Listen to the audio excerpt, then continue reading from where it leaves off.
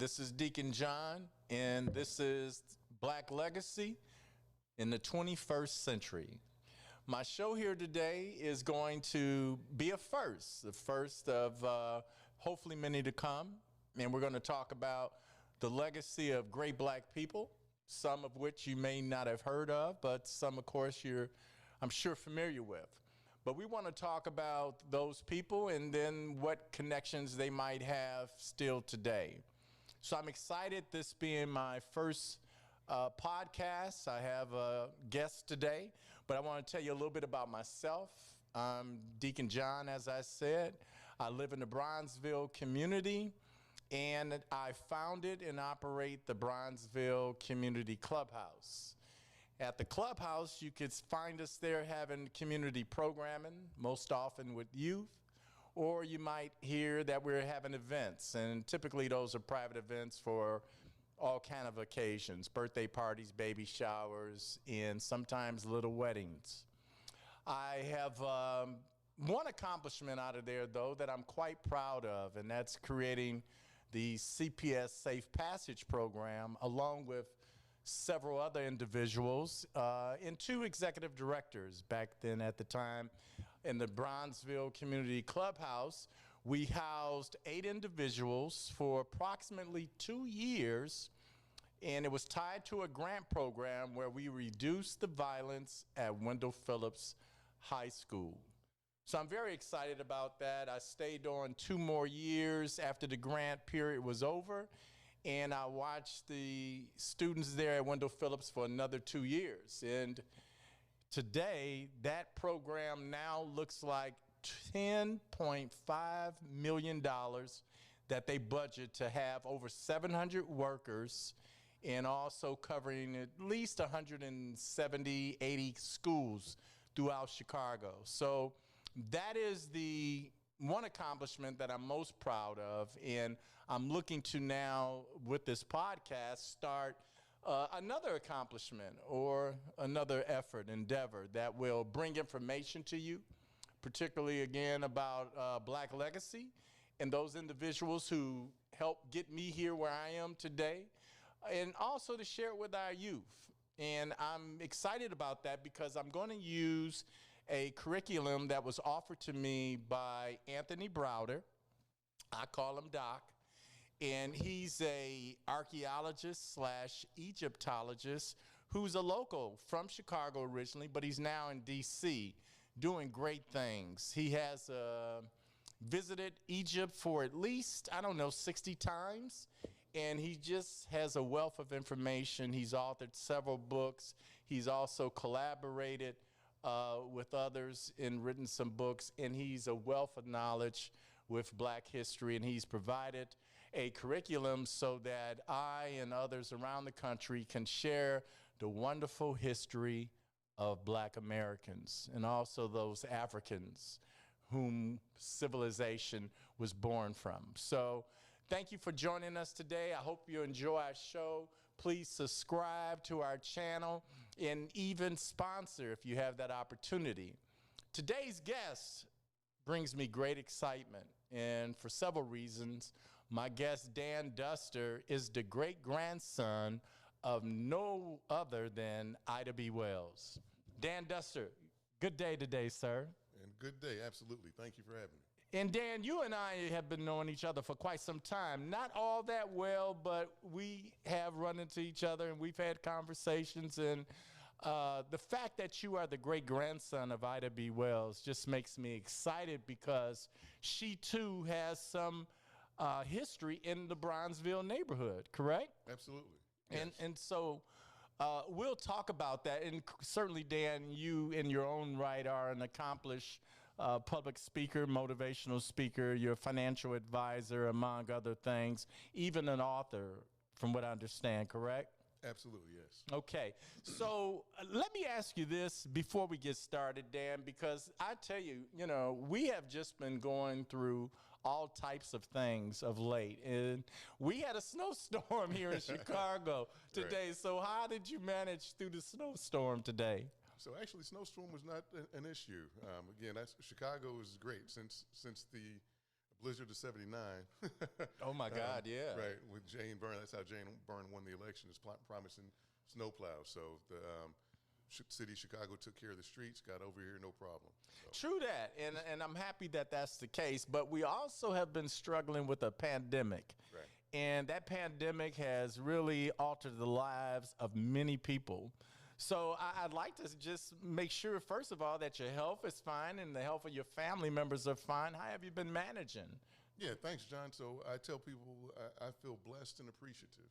I'm healthy. I've got regular income, families as well. So the pandemic, as far as economic or physical impact, hasn't been there. And I do have a number of friends who have had COVID and have been sick, and the symptoms range from almost nothing to them feeling like they're on death's bed. So not that that them being miserable does not make me feel better, but I feel that much more blessed that I haven't experienced that. And you have been fortunate that no family member has experienced death as well, right? Correct. Not at all. Yeah, but you probably know a person or two that maybe has, correct? Yeah, I know. And that's the scary thing. It's that it's touched everybody in some form or fashion, maybe not necessarily personally, but it certainly have affected us in some form or fashion, where a family member, friend, somebody at the job, their parent or family member has suffered. So for all you viewing audience members out there and those who are listening as well, just want to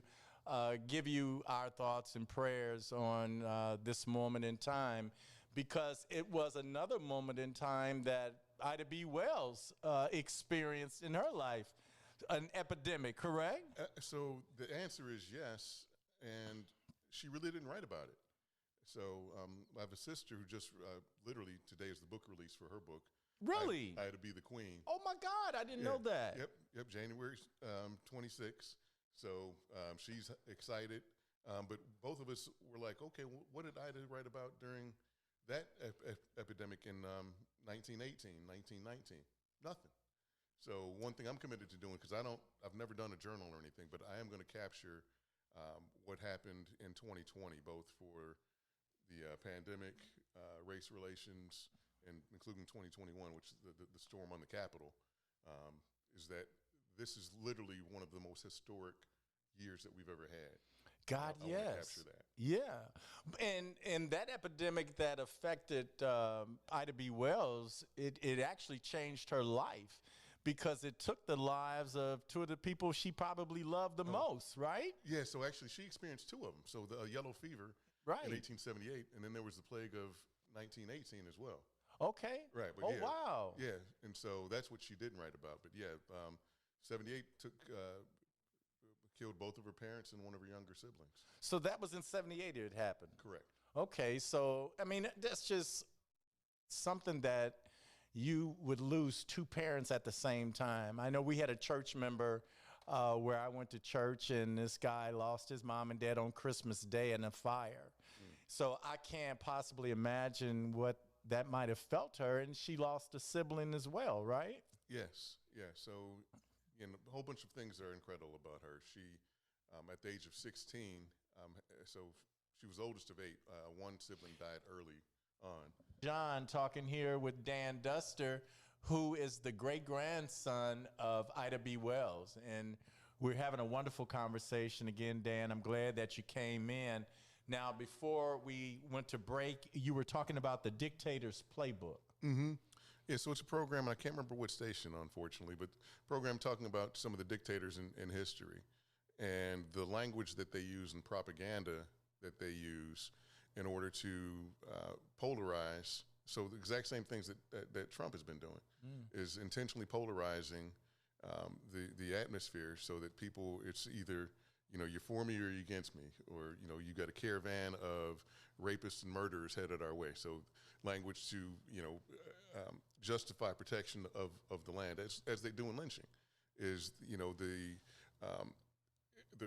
putting your women at risk is justification for violence.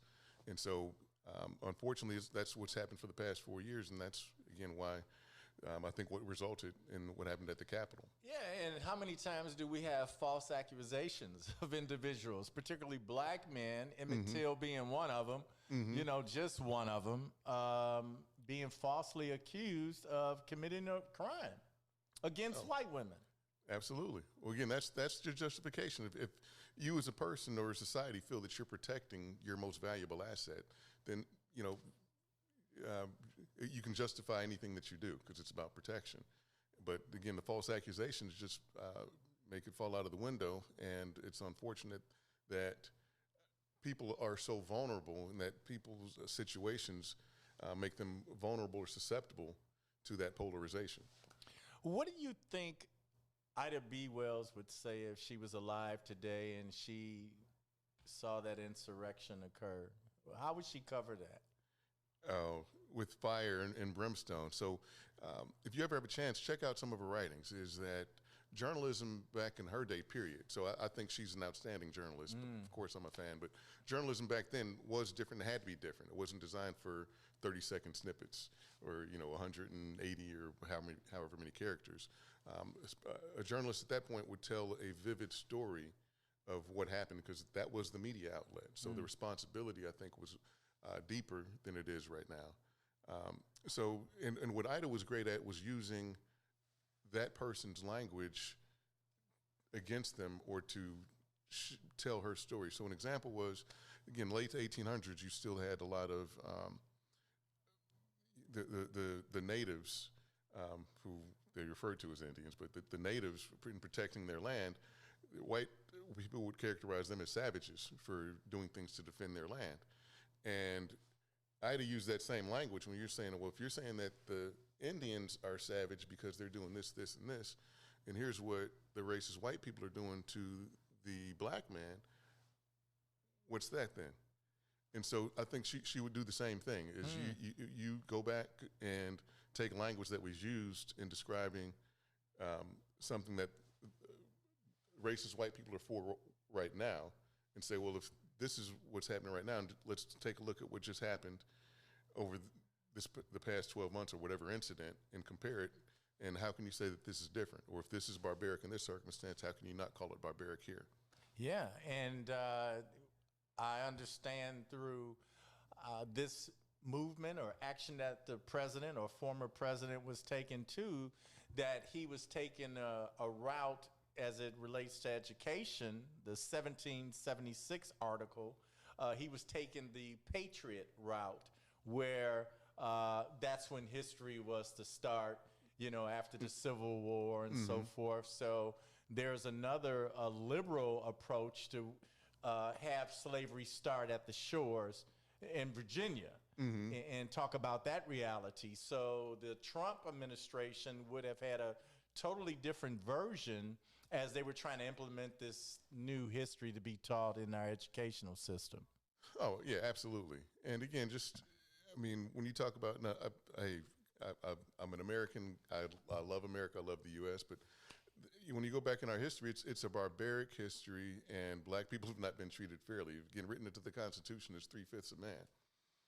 No voting rights. Yes. And so, you know, we've got, and again, this is why we need to have open dialogue as a society, is that the history of our country is barbaric, and it's not been fair to black people or people of color for decades, centuries, and we need to have that open dialogue because we have made a lot of progress, yet we still have a lot of progress to go.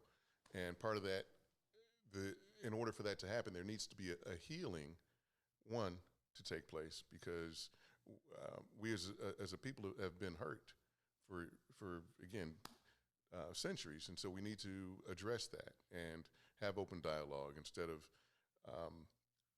And I've got a friend of mine who I just met about a year and a half ago, one of the most knowledgeable and angry black men that I've ever met. But we had dialogue, and he was like, you know, because I was optimistic with the, not because of the riots, but, you know, with the riots and the marches. And I'm like, we've got an opportunity, I think the best opportunity definitely in our lifetime, to make a difference, is that America now sees that there's open disparity and there's open racism. So let's have dialogue and talk about it. And his point was like, you know, that doesn't do any good if they go march and, you know, we saw good white people come march and help us for the march. But then Our if you father go Flagger. right, I mean, then if you go types. home and do nothing different, it's all for naught. And so that's my encouragement: is we've got to continue to have that open dialogue and be purposeful about having the dialogue, about having healing, about moving forward, and being purposeful about it. And Dan, that's one of the reasons why we're having this show. We're having this show so that we can have that dialogue, at least with us. You know, and certainly I know that we need to have that with Caucasian people as well, so that we can have that exchange of knowledge. And I really believe there's just a lot of people that have been mistaught, you know, miseducated. And they don't know, as my good friend said, they don't know what they don't know. Right. And so I don't blame them necessarily, but I certainly see where that dialogue is necessary. I just don't know how we're going to do it, Dan. So I don't know either, and I've participated on some calls about allyship and race relations and so forth, and it was probably because it was I don't know for sure, but my guess based on reaching out to people who put their emails in the chat box so we could follow up, at least 80% white, and the panels were of black people and talking about issues affecting black folks. And I was encouraged in one capacity in that we're having these discussions that are enlightening. Part of me says it shouldn't be that enlightening, in that if you're, you know, we should have more dialogue, should have had more dialogue before then, whereas you're 40, 50 years old and saying, wow, this is great dialogue. I didn't know this was happening. Is that we need to have more of it and at an earlier age and expose people to what's happening. I remember I worked for a company in the mid-90s. There was a guy from a southern, and I'm being vague because I don't want to do the company or the whatever state injustice, but he's from the South. And he's like, yeah, Dan, you couldn't, there's some places you couldn't go in my territory. And there was a white woman from the Northeast, and she's like, what are you talking about? He's like, racism, you know, they don't like black folks. She's like, no, that doesn't happen anymore. And we're just kind of like, yeah, it does. And again, so per your point is that naivete or that ignorance meaning lack of knowledge, is dangerous. Is that if you don't think that certain things are happening and that racism still exists in America, that's a problem. And we need to address that. Yeah, we need to address it. And yet I see it as being such a huge, gigantic issue or problem that we have to somehow overcome. You know, I think maybe the best way to address it, it would be nice if our president, vice president, if we heard it from them. And be honest with you, I have been hearing that kind of conversation. So I just don't know, Dan, how they're going to go about it. Certainly it's necessary for the growth of all of us to get to know one another, but people have to be willing as well. Absolutely. And to be willing to be vulnerable. Because again, it's like, you know, per your point, if we have dialogue, how do you initiate this dialogue? And I hope that any and everybody out there that especially listening to this podcast, and that's part of the challenge is I think we're going to be preaching to the choir for people that are listening to the podcast, but to make yourselves available, especially people of color, and make yourselves available for what may be considered a dumb or ignorant or offensive question, is that if you have, you know, so again, to the good white people out there who have not been exposed to black people or black issues, is to have that dialogue and start somewhere. And to the, again, people of color, is to be tolerant and welcoming of that. And I think that's a great start. Thank you, Dan. And either group, black or white, you can call this show or you can call us and you can ask how we might be able to put something together. Certainly that's why we're sitting here having this discussion, having an environment, a safe one too, that will allow you to speak your mind. And to have that conversation so that we can work things through. I like to think, but I know that's not the case because you got at least 70-something million people who may not think that way. And, you know, that was very shocking for me to realize how many supporters that Trump actually had. I just didn't see it. I couldn't see how so many people could support him knowing how he didn't, I didn't feel anyway, support black people. He would say he did, but he would say, and he did say that he did. He said that he's done the most for black people of any other president. Right? Maybe Lincoln did a little bit more, but outside of that, he said he's done the most for black people than any other president. Wow. And again, what's scary and interesting, intriguing is his use of language and manipulation of ideas and experiences to appeal to people. Again, going back to the dictator's playbook is that you do that polarization where I make you feel threatened because of this group. And so if you're in a bad situation, it's not your fault, it's their fault. And so that's why we need to stick together. You need to vote for me, is that I've got your best interest at heart.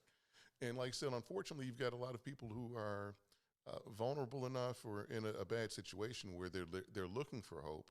And if you can have a leader that's laying blame on somebody else for your situation, then you're going to follow that. And so, yeah, I guess so. If you're in the driver's seat, I guess it makes sense. mm-hmm. So tell me, Dan, here we are some 100 years more later from whence Ida B lived. Mm-hmm. How did she impact the world as we are today, and how did she impact you personally? Great question. So how did she impact the world? I think she literally was largely responsible for ending lynching or putting a pause on lynching, specifically in Memphis. Is that there had been close to 200 lynchings the year before she published the article.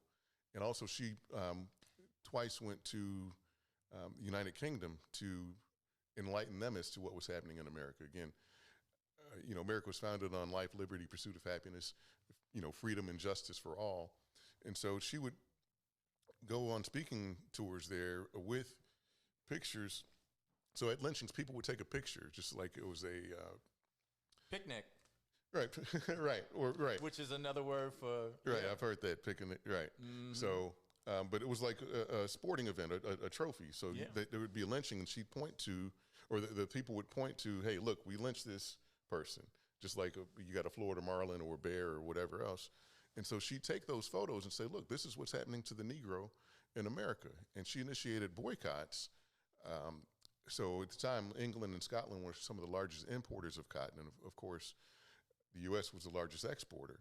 And so to shine the light of what was happening and the injustices that were happening specifically against the Negro in America was helpful in ending lynching. Again, it debatable about when it ended because with what's happening right now, but exactly. in that form, it largely ended because of Ida B. Wells. So I'd say that's one of the major things. Again, as a women's suffragist, to help get women, and again, initially just white women, the right to vote, was incredible. But her courage and her way of journalism are absolutely incredible. And the impacts that they've had on me, I'm actually going to publish a book on that, and her major values and the impact that they've had on me. Some of the major ones are integrity, which is, of course, knowing what's right and doing what's right, even if you don't feel like it, even if nobody's looking. But she had the opportunity at one point to pretty much, go against a friend if she were to receive payment to help go on her trip. And she's like, nah, I'm not doing that for money. That's not the right thing to do. And little examples like that have a major impact have always had an impact on me. Her courage, her fight for justice, to do the right thing and advocate for others. And again, I really didn't think about that until I had a conversation with my father probably in my late 20s. And he told me about some of those values that were passed down. She was passionate about family and that a parent should, help with the child rearing during the formative years of children. And so all of those things have had an impact on me. And I'd say, and lastly, I've said courage a few times, but I think about the struggles that she experienced, the threats that she endured, and said, I'm still doing it. I look at problems I have today, I'm like, yeah, I can't. This doesn't compare. And I don't know, Dan, if any of us could. I mean, she was just one of a kind. And we also know that she recently had a street named after her. No longer is it Parkway, Congress Parkway Boulevard. It's now Ida B. Wells. Okay, Boulevard, I'm assuming? Ida B. Wells Drive. Drive, okay. And she also had a housing development named after her as well, right? Yeah, so that's So she is more popular in Chicago when I speak around the country, but there's better name recognition for her here, and that's largely due to the housing development, which has been torn down. But they are doing a monument on Right. that in that space, pretty much in the center of it, that would have gone up this past summer, but due to COVID, it's been postponed until next summer. Well, Dan, you have accomplished a lot in your own right, and when you said that you are writing a book, and we're excited about that. You already authored one, and you're also a financial advisor doing well there. Just want to thank you for coming out. Want to thank our listeners, viewers who have joined us today. We're running out of time, Dan, Okay. so we're going to ask you to come back maybe after you write that book and tell us more about it, okay? That is a deal, my friend. I look forward to it. All right, well, thank you for joining us today. Thank you for joining us on Deacon John's Black Legacy in the 21st Century. God bless. Thank you. Look forward to many more.